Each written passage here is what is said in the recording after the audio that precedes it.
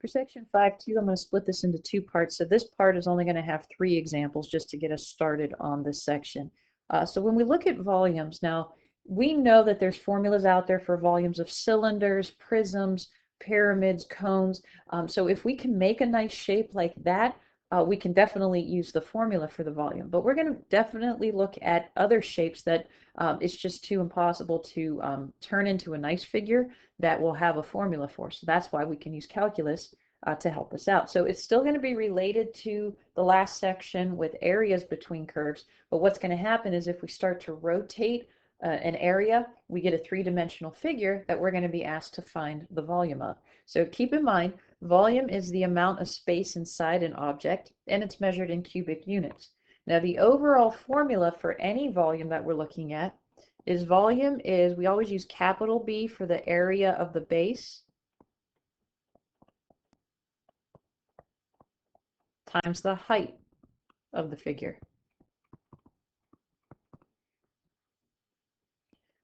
All right, so we're just going to go ahead and jump into our first example.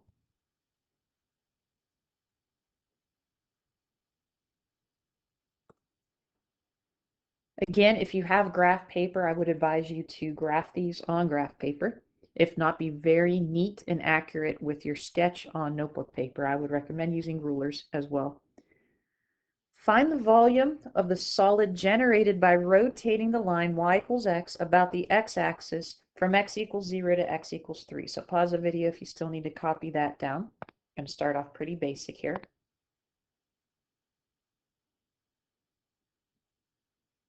All right, so if we go to graph the line y equals x, I'm just starting at 0. My slope is just 1, and I'm going over to x equals 3. So I'm going to draw this line. So what's happening here is I'm going to start to rotate this. So if I rotate this about the x-axis, that means it's going to reflect over the x-axis, and I'm going to get a line that looks like this, for like the bottom part. So imagine that this is spinning. So if I were to take this point up here,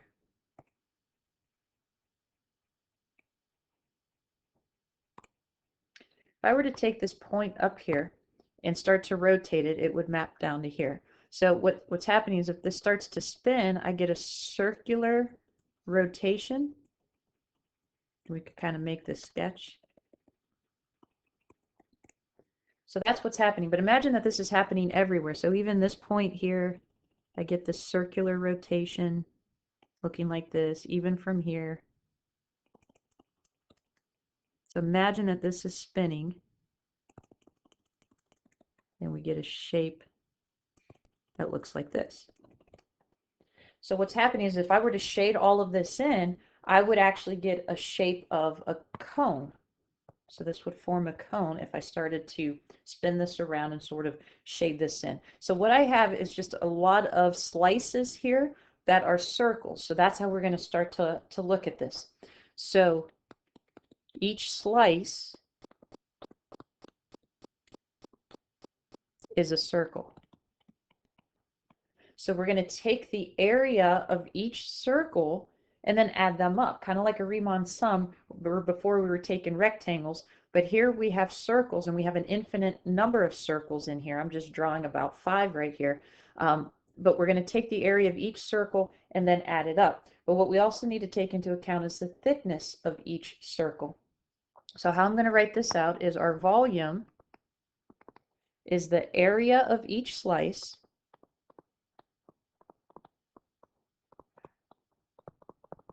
that would be like the area of the base times the thickness of each slice.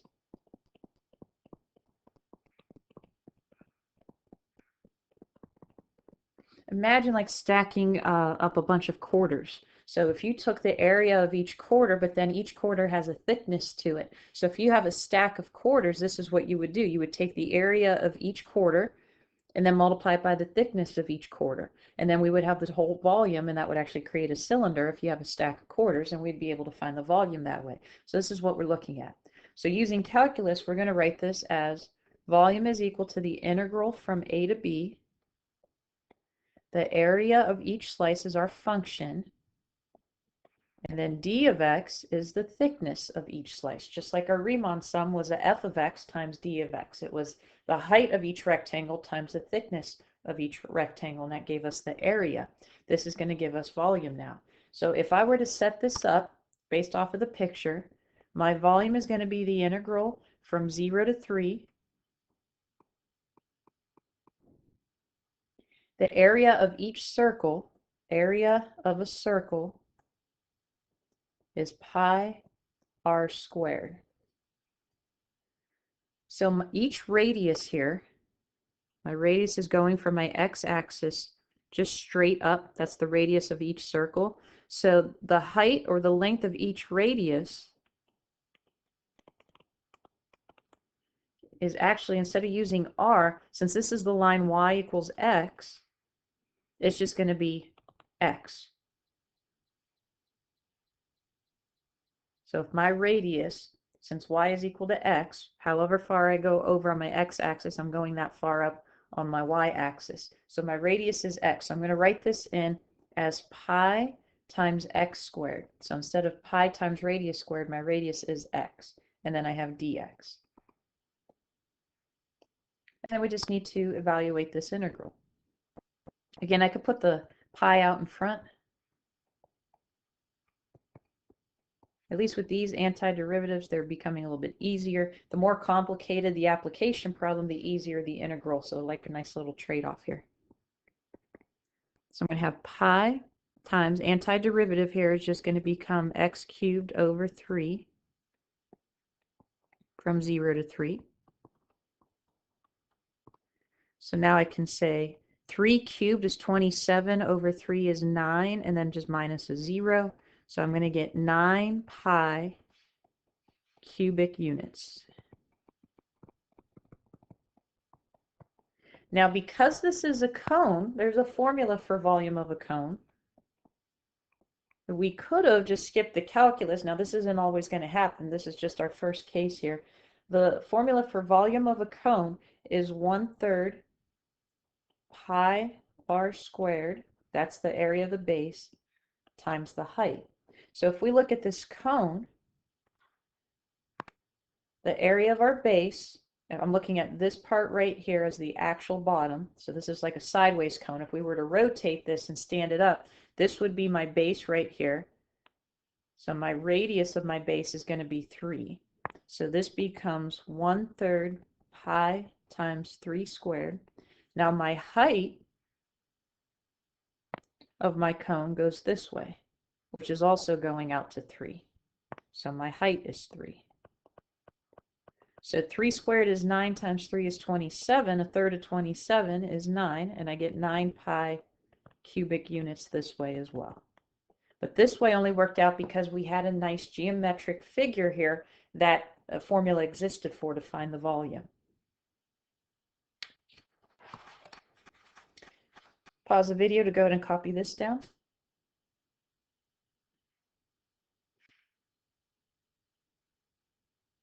Okay, here we're going to find the volume generated by rotating about the x-axis.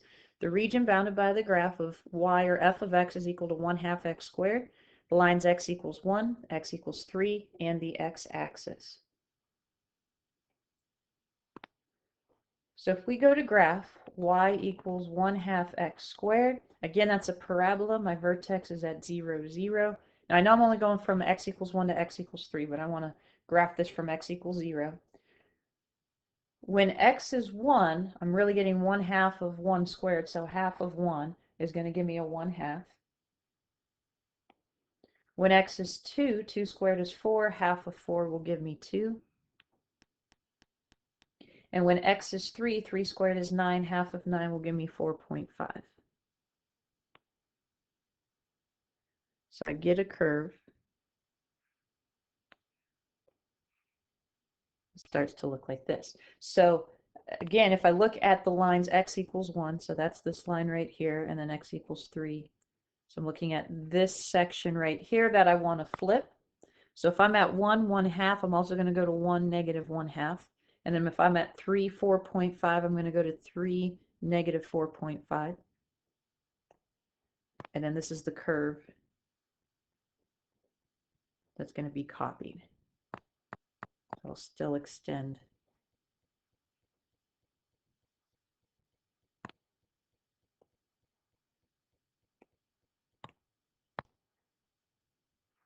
this down.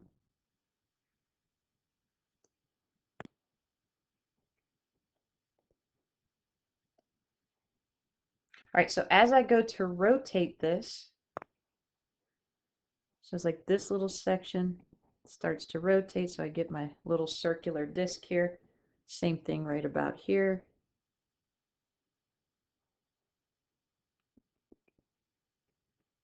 Let me go to draw that part a little bit better again.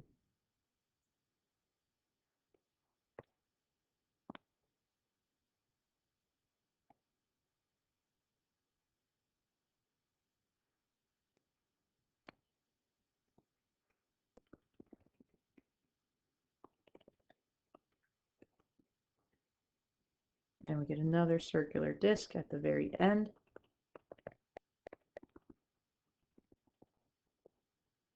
All right, so it looks like we kind of have a very stretched out lampshade figure that's right here.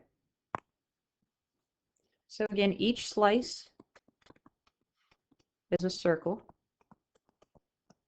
Area of a circle, again, is pi r squared, but we have to know how to represent the radius. So again, if I look at the radius, I'm going to take this middle circular slice, and if I go up here, so this is the curve y equals 1/2 x squared, so that's what this value is going to be. So my radius extends up to this height right here, which is 1/2 x squared. So this becomes pi times 1/2 x squared squared. So I'm going to get pi times 1/4 x to the 4th. So this is my area function that I'm going to substitute in for the volume. So my volume is going to be the integral from 1 to 3. So I get pi over 4 times x to the 4th dx. I could take that pi over 4 out in front.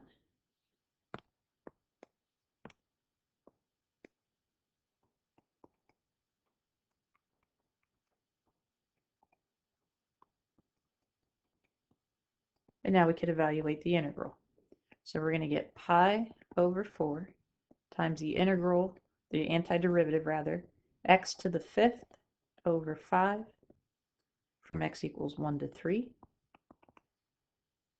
So we're going to get involved with some large numbers, but again, we're going to do this without calculators. So we're going to get pi over 4. 3 to the 5th will actually give us 243. So if you needed to, multiply those out off to the side. Just to figure out what 3 to the 4th is, this actually gives us 9 times 9, which is 81, times another 3, which will give us 243.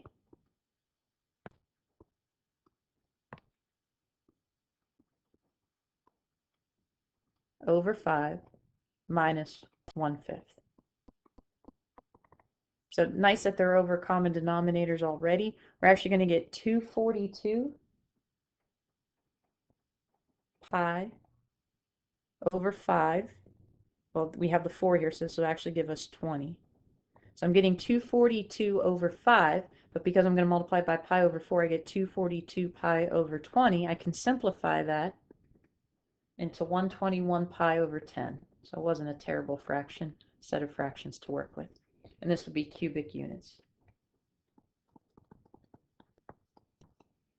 Now we're going to leave pi in our answer for an exact value. All right, so let's go through one more example. Pause the video to copy this down.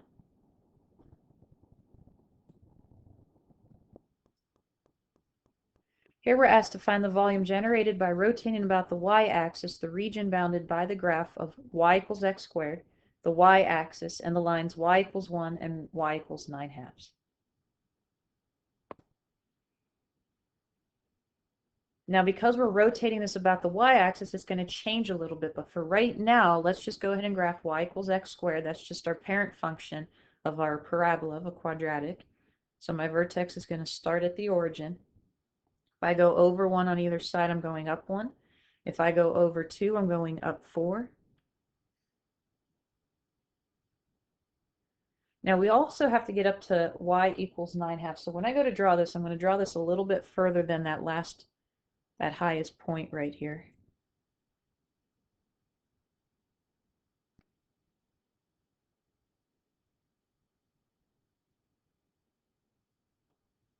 All right, so here is y equals x squared.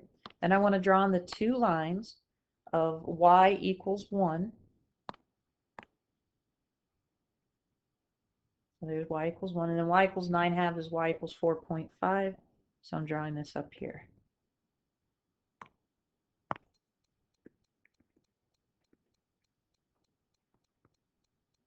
All right, so how I'm going to rotate this now is if I start at this point here and this point here, here are my circular slices now.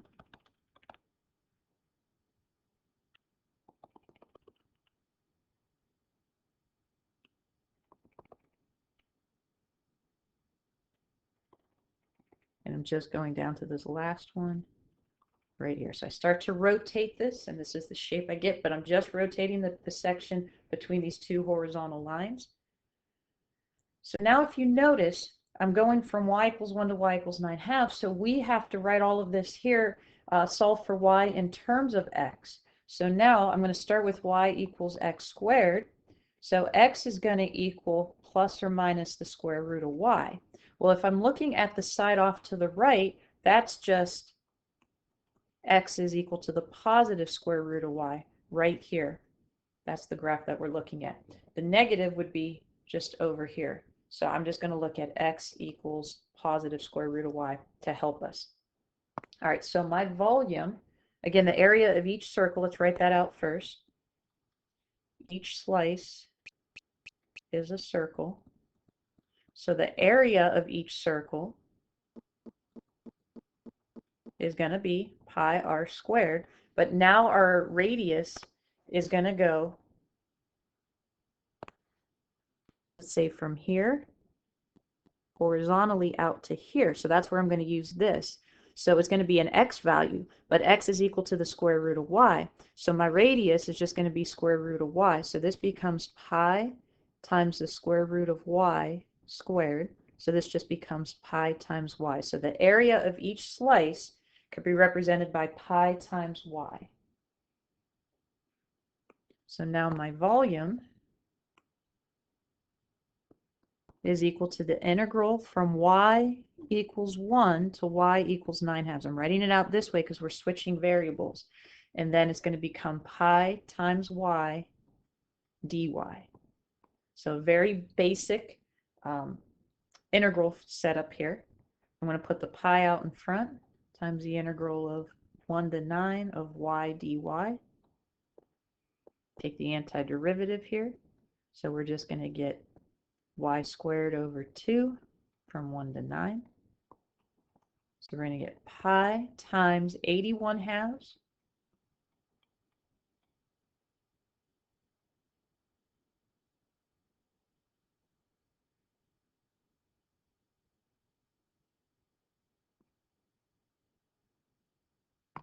I see I should go 9/2. That's going to change that.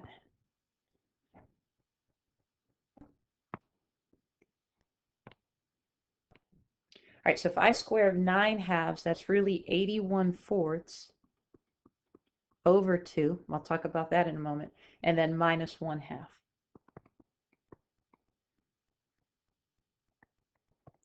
So if I took 81/4, divided it by 2, that's the same as 81/4 times 1/2. So I get 81/8. Minus 1/2 is the same as 4/8. So we're going to get 77 pi over 8 cubic units. All right, so that was the start of volumes for section 5.2. Like I said, we will continue for the next class session. Please take a look at these several times. We have to get the graphs right in order to set up our integrals, and then also know what to look at. So I would go back over these problems and carefully look at how I'm determining the radius. So my radius doesn't stay as an r, it has to pertain to the graph. So if it's solve for x in terms of y, we're looking sideways here or horizontally for the radius, that it should just equal the curve.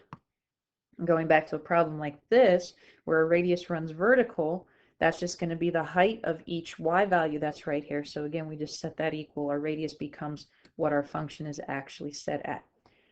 As always, guys, just let me know if you have any questions.